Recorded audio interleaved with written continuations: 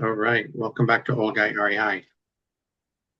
Mikey and I are back. We're going to be talking about the highlights of our last Wednesday accountability call, which was for the 24th. I think you said, Mikey, September 24th.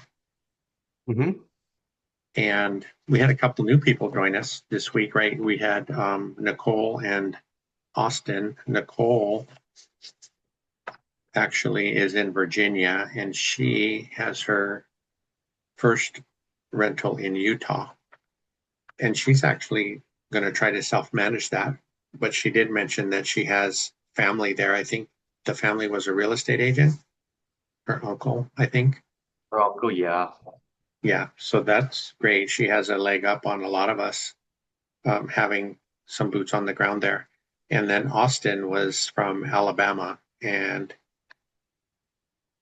I believe he said he had 4 units or some 4 units there. And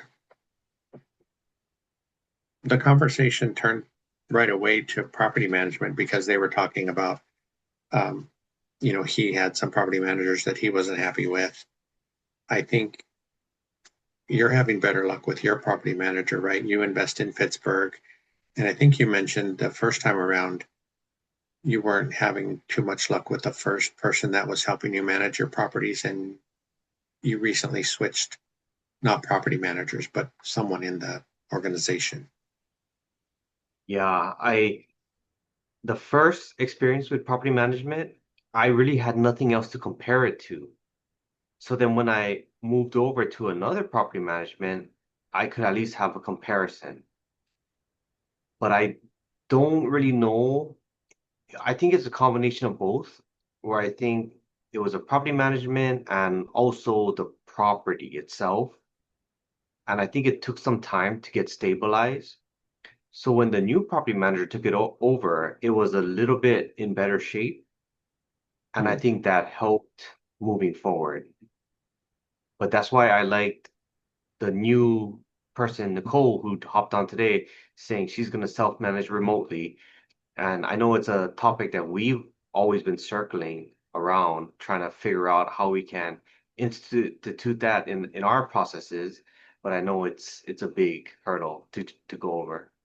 Yeah, as we've been diving into that thought of self-managing from a distance, we keep running up against, well, for one, finding, say, triples in each area that you need help in. Might be a handyman, electrician, plumber, that kind of thing. Um, and it sounds like you and I both have like one person that we are working with right now that we like. But if that person is sick and it's an emergency, what do you do? So, like Dion talks about having people um, that have like 24/7 service. So they will take that late night call or early morning call if there's an emergency. Um, but so far, that seems to be, well, at least the biggest challenge for Cynthia and I is finding three of each. And we even talked about that too, because as far as the property managers themselves, right? Because, we've seen cases where someone's really happy with their PM and then they sell the company, or the property manager that you're working with that you really like leaves the company or something like that.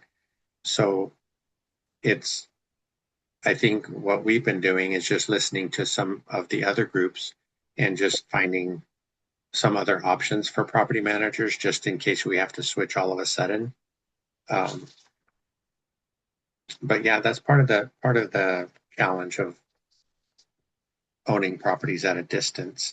Some people are diving into, kind of a hybrid where they self-manage, but they're using Hemlane for part of their uh, like leasing, or I think there's 3 or 4 different tiers. Do you know? Do you know if there are? Yeah, I think there's three, if I'm not mistaken. And the complete one that I looked at, I believe is 86 a month. But that gives you access to all of their contractor networks. And we also talked about the $5 eviction shield. That's an additional add-on to the 86. And the good thing is, if you are interested in Hemlane, there's also Dion has a code and Zuber has a code. that if you sign up, you get so much discount off for the first year. Mhm. So check that out. But I like that they have free consultations available.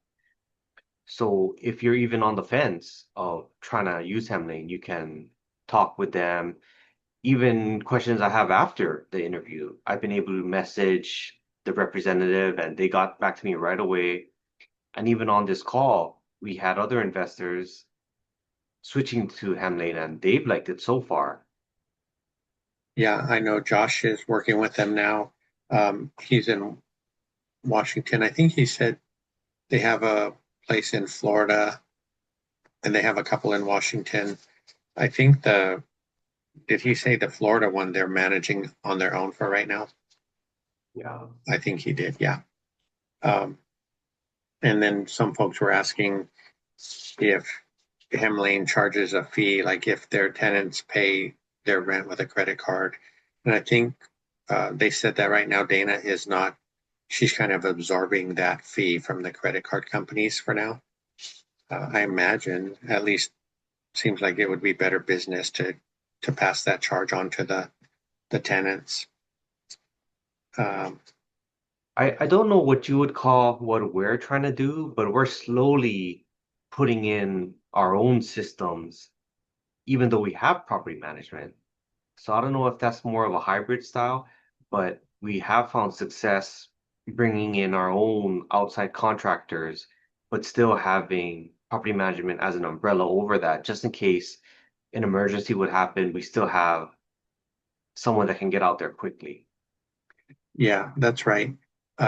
And like we talked about last week, our plumbing issue, right? And since we were buying the properties in St. Louis, we found a plumber. He was referred to us through the real estate agent that we worked with.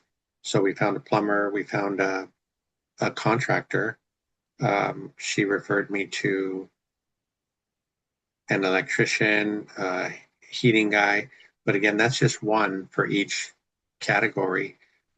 We need to keep working and try to get a few in each category. That way, if one isn't available, we have backup. But yeah, and I think it was nice.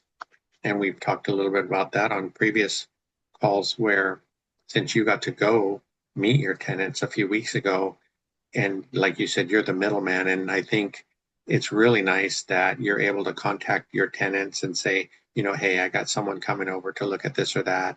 And it's just better since they got to meet you too, right? They're not dealing with some company, they're dealing with a person. And I think they feel better for that too. I'm really glad I was able to meet them, but I'm having the same thing where I'm reaching out to contractors through Thumbtack and I'm reaching out to tenants, the communication, just trying to figure out what's the best way they communicate. Because I'll send out an email, maybe not get a response, so then I'll message them, and that's when I get the response. But even the contractors too, I'll reach out to them. I won't hear back maybe a couple days later, but I'm working when they're calling. So then I call them back, they don't answer. So it's always that phone tag going around. And that's what we're trying to figure out is how can we get the best communication and build out these resources that we need. Yeah. And I think along with that, there's the time difference, right? For me, it's a couple hours to our markets. And for you, it's probably six. Yeah. It's a 6 hour difference. Yeah. So that doesn't help. But and sometimes I'll get a call at like 6 in the morning because it's 8 o'clock in the morning there. But I always try to be available whenever they're calling because yeah, if they don't catch you, then I don't know. They think you're not as concerned as we really are. Some other things that we talked about in the meeting. Let's see. There was Hemlane. You mentioned the eviction protection. Jen joined our call that night too, and she was traveling for work, but she was saying that she was going to the Springboard event.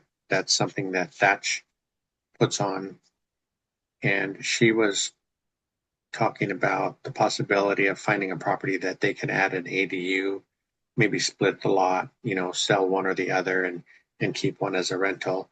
That seems to be pretty big at least in Washington State where he's at. I know Jen is here in California. It's another expensive market, but I don't think there's many opportunities to buy a lot that you can split now because they've kind of already overdeveloped the areas and lot sizes are a bit smaller. But one of our other friends that's up in Washington recently bought a place to do that with, and she mentioned the house was like 120 years old. I think that would scare a lot of people away, but um, you and I were talking about her and Michelle that are up in Washington, and they're doing some really cool things, and we didn't even know, that they were doing it, but they've always been able to teach us a few things over the past few years. So it's really exciting to hear what they're doing and what it's going to be like a year from now for them. What did you think I about that? always I always like hearing their stories because it's the more the people that and that's why I'm glad when you reach out to people on in the meeting and they say, "Hey, what's the update?" And they give you this story that you're just so surprised by. And what Esther's doing, what Michelle's doing, we're watching closely because we want to learn from them. Because I was telling you, I can't even imagine taking on a project this size. I just can't picture it in my mind from start to finish. But they're going at it headstrong. They're talking about tapping sewer lines, 16,000s, and other people are commenting getting permits, how that process goes, how you have to schedule with the city and you have to schedule with the contractors, having both of them coordinating together. Even Esther was talking about if you're a student of Springboard, how they have lenders that will work with you for those 203K loans. And even Justin Camera that you've been working with, he's part of that Springboard. So there's so much there, and we get a lot from those meetings. Yeah, they're super intelligent, I think. And like you said, and we've said before, there are several connections that have been made over the past several months, right? People in the same state. I think Alex was there that night and he didn't even know that Michelle and Esther were in Washington also. Josh is in Washington. There are several people in that state, and they were able to give him some feedback because they've already gone through some of this stuff with different planning departments in different counties. Dion talks about one that he won't work with. He won't buy properties in that county because the planning department is difficult to work with. But that kind of stuff is so helpful for a lot of other people who are just getting started. Or, I mean, those ladies have been in the state for a long time, but they haven't done projects like this and dealt with planning at this level. So hopefully everything will work out. But you're right. I mean, buying a property with foundation issues would scare a bunch of people away, but she's going to fix it up enough to be able to live in it, be able to refinance it so that she'll have the money to rehab it the way she wants. And she's actually thinking of adding square footage. So, and then I think she said there might be a possibility of adding an ADU behind it. So, I was even asking you, how do you even lift the house up off the ground? There's so many things I don't understand and don't know. But when you listen into these conversations, you learn. And when they were going over the different foundation contractors, they were listing out names and sharing, oh, okay, watch out for this guy. It might be more expensive because of this. Esther has an engineering background, so she was giving tips to Michelle, saying I would do it like this or giving advice. So always appreciate that. And we're just skilling each other up.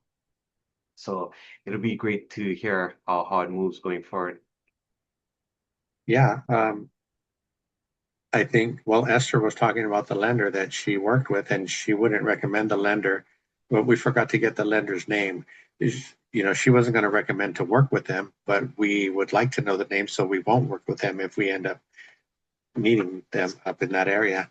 Um, Going back to the PM discussion, some people were asking about if we all like accepted pets in our properties and things like that. I know we do. Some people were concerned about if they didn't want pets, and an applicant had a emotional support animal or something like that, that you can't turn them away for that reason. They talked about how easy it is for them to get fake documents online for to say the animal is special. Um, but then Alex was mentioning that if you just go ahead and accept pets, then it's not going to be an issue. And you would, a lot of people charge a pet fee and things like that. A pet, I don't think they call it a pet deposit, but something like that. So it's a deposit at first, then it's a monthly fee to have a pet or two. Um, and then there's size limits, right? We had one recently that wanted to bring in this huge animal, and we just had to say, no, I don't think we turned them down for that reason, but it just wasn't going to be a good fit. Um, and we've had some people on the calls that have mentioned dog bites and things like that. It's really concerning. And they had a little bit of a time getting through that with, is it the landlord's insurance that should cover it, or the tenant is supposed to have renter's insurance? Seems like they should cover it.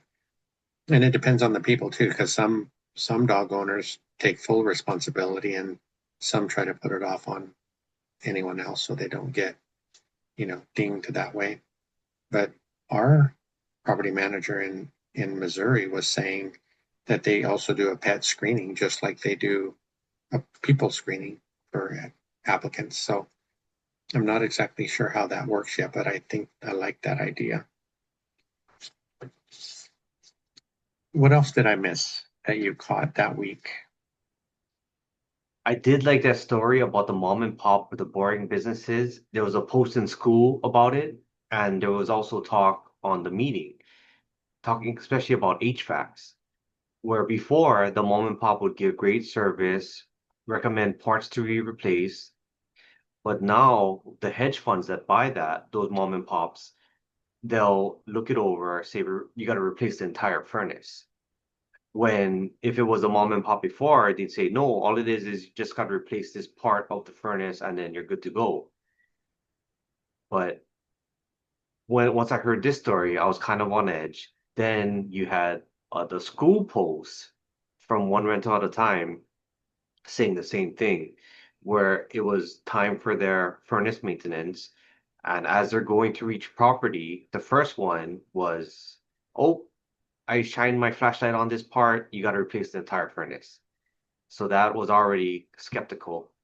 Then the second one that went through the same thing. Oh, nope, you got to replace this entire furnace. And pretty much the post was saying, just get the hell out of here. I don't want you working on my stuff anymore. Yeah, that seems to be kind of what's going on with a lot of the vendors that the PMs use.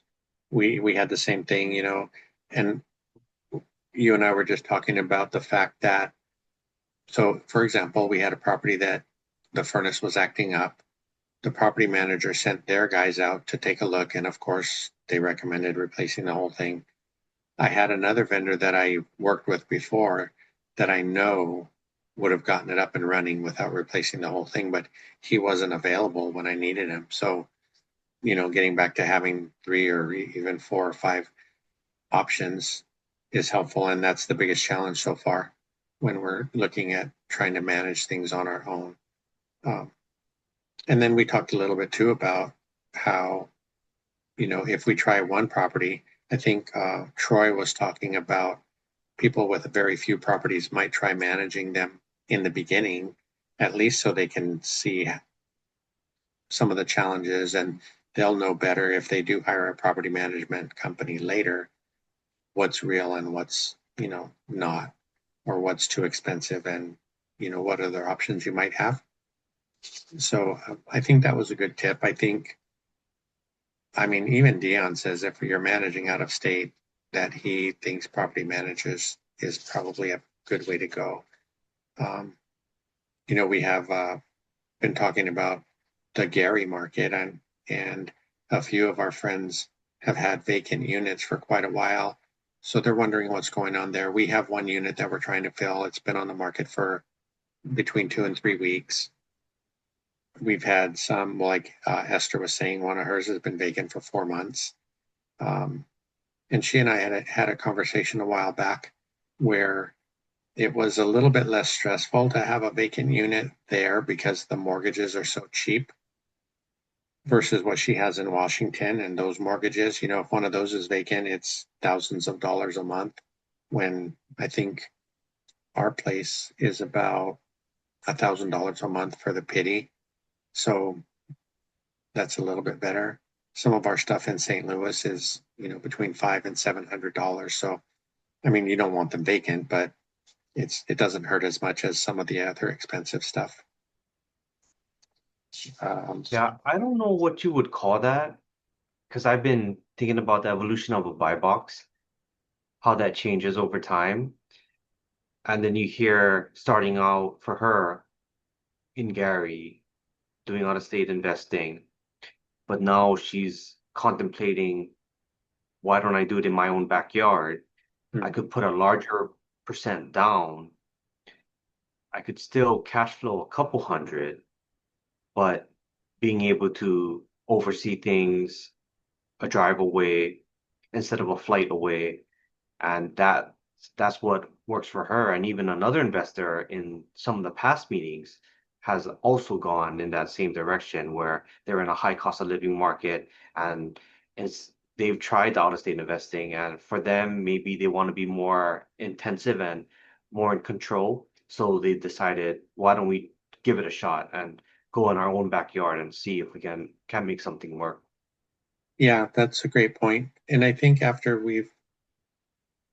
well, speaking for ourselves, buying what we've purchased so far, and learning from all of those deals, right, and all of those properties, then later on your buy box probably will change because maybe, I don't know, maybe the neighborhood isn't as good as you thought it was, or just something like that, or the property's really old and it needs so much attention.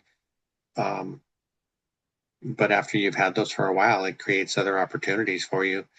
Like these two people, they're both women that are doing this, but um,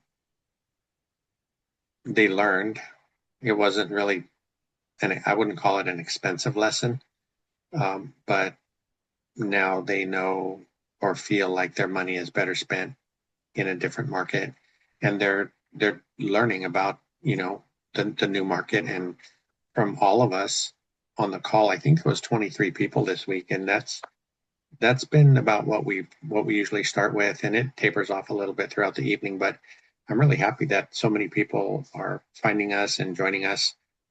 um, I know Eden, one of the ladies that we're talking about, she started in St. Louis. She had some tough lessons there, and she's looking at San Diego now. And she got to meet up with or connect with Kevin, who is doing the same thing. Kevin's up here in San Francisco, and he's just bought a property down there in San Diego, and they're planning on putting, a few ADUs on that lot, splitting it and condoing, all those fun things. But they're finding ways to make money, even if it's not right away. Like you said, a couple hundred a month for now, and then once they get that unit built, it'll be quite a bit better. Um, Yeah, there's stories that just come out of the meetings where you've had Ali come on, and that's how one investor got started in Detroit. Then there's other investors where they're in the same market like Florida and Texas, Washington, so many even out of state markets like Pittsburgh, and just finding ways to connect and share resources, just helping each other get better. yeah, and even out of country, right? Stephen, one of the investors from Canada, is looking at Pittsburgh. Um, there's two or three people from Canada investing in the United States. So that I think that's really helpful for other people. Maybe it's harder for that first person to blaze a trail, but once they do, we find everybody in the group is so helpful and willing to help that they're not gonna, they want other people to succeed easier than they did, just like we do. Um, so that's been a really great part of the community. I think, you know, speaking of the community, I think Dion, he's going to be in Vegas right on the 5th, 6th, and 7th, speaking at the Bigger Pockets 2025. So that's exciting. And then um, a few people are going to go down, and I think they're going to have a get together even for people who aren't going to BBCon. They're going to get together outside of the convention and have a good time. Um, what else? And then of course Zuber. We're going to get to go meet again in Vegas in February, and I'm looking forward to that. There are a lot of people in the group that we talk to each week that we haven't met yet. Fortunately, we've gotten to meet you and a few others the first year, but just so many great people. Um, Just be and prepared for Frank's height, because you tower over everybody.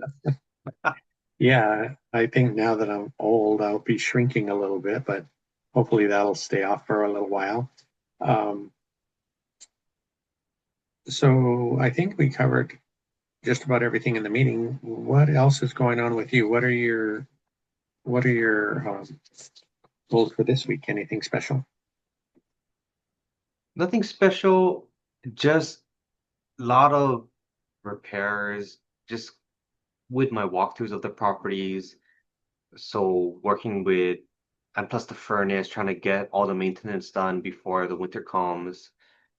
So just a lot of me dishing out for repairs, and I, I just understand it's part of the stabilization. A deal was brought to me while I was in this phase, and I know I had just purchased. I have no liquidity, but I did look at it, and I was scrambling, trying to think what are ways I could possibly do this. And I know our good friend Jason, he was kind of in a similar situation where he just bought and he was looking at another deal but decided to pass on it. And so did I. And looking back, I know I made the right decision, because if I were to move forward with this, I think I'd be in a really bad spot and I would be struggling more than I would let on. Yeah, that it is a lot of pressure. It's and we've talked before about how exciting it is to pick up the next deal. Um, and the one Jason was looking at had some issues, but it basically sounded like he was relieved, and you were relieved that you didn't move forward with that one because, and you and I talked for a long time about that. It's somebody in the meeting mentioned, if the stress is really worth it, right? You can, if you had bought another deal right now and one of your other units became vacant and you had to turn it, sometimes, well, for us, it's usually between $3,000 and $6,000 to turn a place. Um, and I think some of your tenants have been in the unit a long time, so it might have even been more than 6,000. So, trying to get a new one up and running and putting out six, maybe 10,000 on one. And that's if that's the only thing that happened, right? We've, in our case, we've seen things where we needed that furnace all of a sudden, and that was a lot of money, along with turnovers and evictions. There was a few sleepless nights. So I think people these days are putting a lot more value on being able to sleep well at night, and that's the way it should be. Dion, he does the evergreen investing content, but the timing couldn't have been more perfect, because on one course call, he's talking about reserves. And then on a live stream, he's talking about go slow, the importance of going slow. Just those two came at the right time, because in my investing, I slowed down and now just trying to focus on getting things stabilized. Yeah, and it's not just us as investors, right? It's like we talk sometimes about trying to help younger people get started if we can, not to push real estate on them, but like Dion says, it could be different things. It could be stocks or Bitcoin or different things like that. But after being in it for a few years and seeing how it can actually help us, um, but what I'm getting at is younger people haven't really been through any tough times, and I think unless you have gone through times where you didn't know if you were going to have money for groceries or gas or whatever it was, and kids, I say probably, I'm thinking maybe 25 and, 18 to 25, they haven't really suffered. And if you haven't suffered, I think that could be a big motivational thing for people. I know, we spoil our kids a little bit too much, and they haven't really gone through tough times. And when we try to describe the tough times we've gone through, they kind of wonder if we're telling the truth. My dad used to tell us they had to drink milk from a goat on the way to school.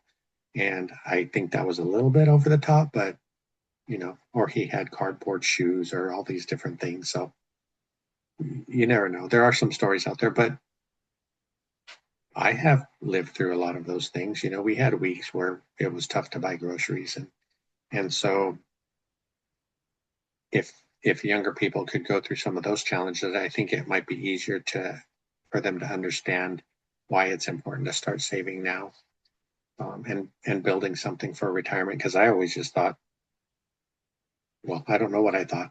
I thought I'm not going to be able to work someday, and I don't know. I just thought everything was going to be fine, but as you get closer, you realize it's not. I can't hold a candle to your hard times, but I was just sharing that story. Is like real estate does harden you. And I was just telling that story. I was at work and I cut that line, but that line, even though I closed all the valves, I don't know how, I just got hit with a 50 psi water pressure all over me, all in my face, all over the floor. I had to clean up for the customer's account, but I thought about it and I'm like, this is nothing compared to real estate. I go through much harder stuff with real estate and I I understand this is what it is, so Yeah, gotta laugh out of it. and we'll make it through it. Today we're recording it Sunday, so I fool around on TikTok and stuff. So I posted on TikTok about the Sunday blues, right? And just wondering who else goes through that. I think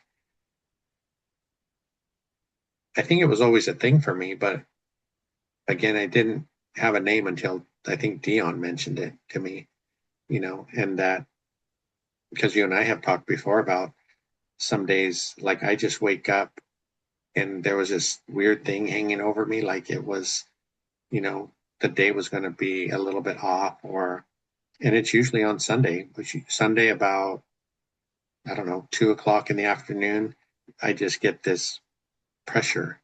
And then when I think about it, I realize it's because I'm thinking about what I have to do Monday. It'll be really special when we don't have to worry about that. With my boss, when I told my boss I was gonna retire early and he chuckled, I will forever remember that. That is burned into my brain. And it is a big fire for me to try to show him. Even though we're close and I Yeah. get along with him, I'm gonna show him. That's my goal. Yeah. That'll be a good day. I'm looking forward to showing my boss too.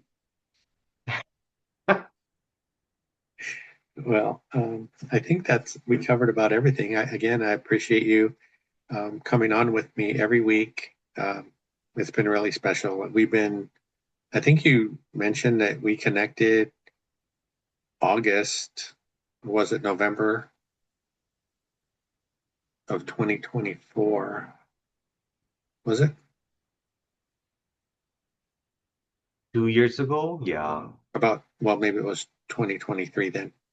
Yeah, I think it was 2023, but I'm glad we did. I'm glad you reached out, and